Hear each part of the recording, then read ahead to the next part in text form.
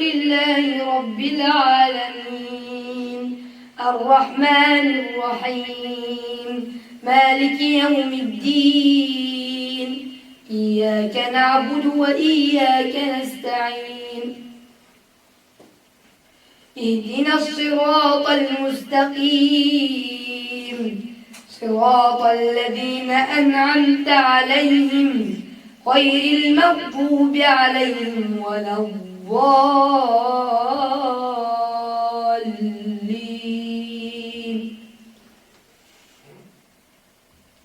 حميم تنزيل الكتاب من الله العزيز الحكيم ما خلقنا السماوات والأرض وما بينهما إلا بالحق وأجل مسمى والذين كفروا عما أنذروا معرضون قل أرأيتم ما تدعون من دون الله أروني ماذا خلقوا من الأرض أم لهم شرك في السماوات ائتوني بكتاب من قبل هذا أو أثارة من علم إن كنتم صادقين ومن أضل ممن يدعو من دون الله من لا يستجيب له إلى يوم القيامة وهم عن دعائهم غافلون وإذا حشر الناس كانوا لهم أعداء وكانوا بعبادتهم كافرين وإذا تتلى عليهم آياتنا بينات قال الذين كفروا للحق لما جاءهم هذا سحر مبين أم يقولون افتراه قل إن افتريته فلا تملكون لي من الله شيئا هو أعلم بما تفيضون فيه كفى به شهيدا بيني وبينكم وهو الغفور الرحيم قل ما كنت بدعا من الرسل وما أدري ما يفعل بي ولا بكم إن أتبع إلا ما يوحى إلي وما أنا إلا نذير مبين قل أرأيتم إن كان من عند الله وكفرتم به وشهد شاهد من بني إسرائيل على مثله فآمن واستكبرتم إن الله لا يهدي القوم الظالمين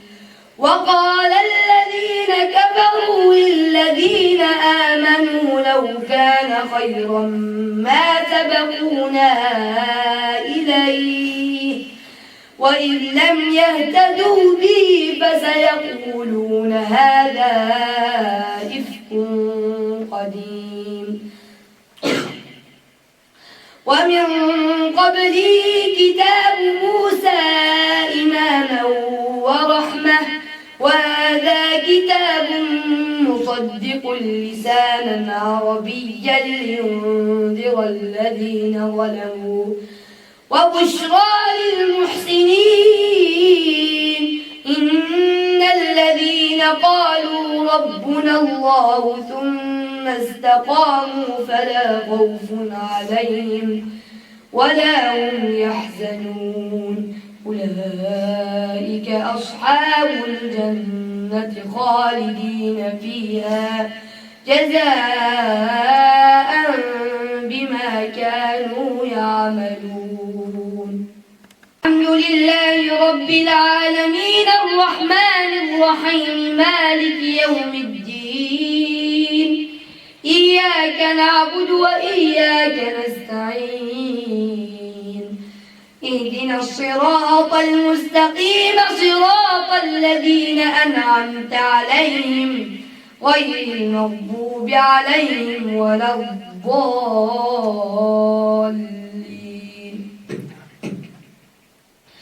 ووصينا الإنسان بوالديه إحسانا حملته أمه كرها ووضعته كرها وحمله وفصاله 30 شهرا حتى إذا بلغ أشده وبلغ 40 سنة قال رب أوزعني أن أشكر نعمتك التي أنعمت علي وعلى والدي وأن أعمل صالحا ترضاه وأصلح لي في ذريتي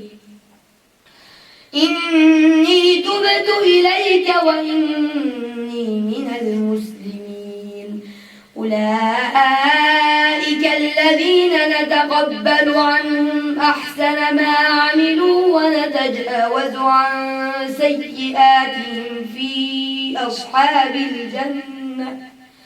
وعد الصدق الذي كانوا يوعدون. والذي قال لوالديه أف لكما أتعداني أن أخرج وقد خلت القرون من قبلي وهما يستغيثان الله ويلك آمن إن وعد الله حق فيقول ما هذا إلا أساطير الأولين.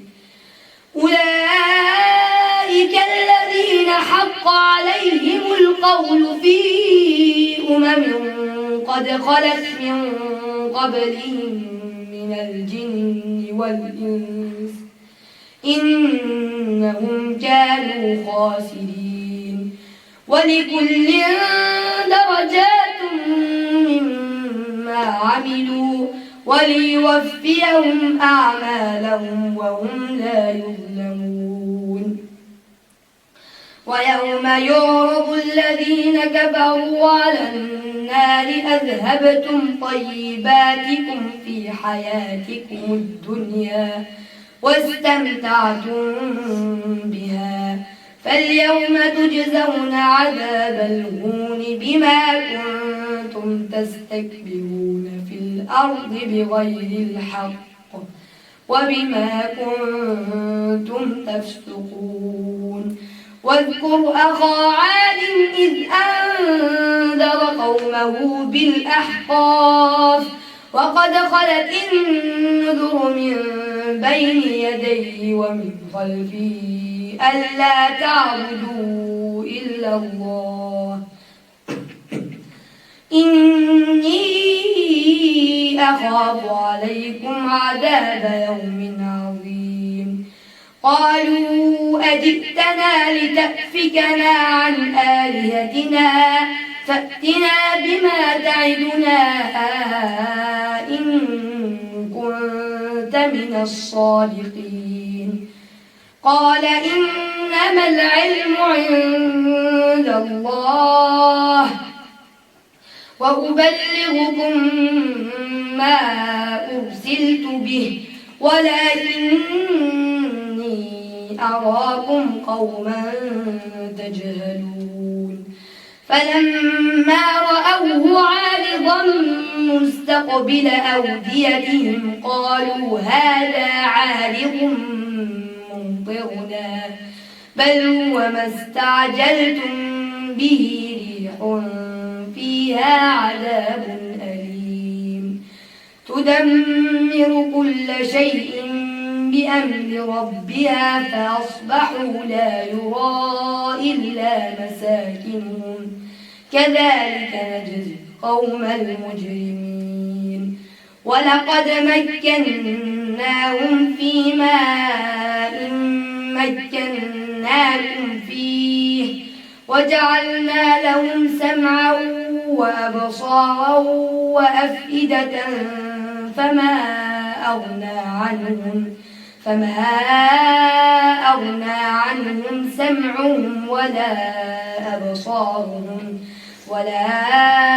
أبصارهم ولا أفئدتهم من شيء إذ كانوا يجحدون بآيات الله وحاق بهم ما كانوا به يستهزئون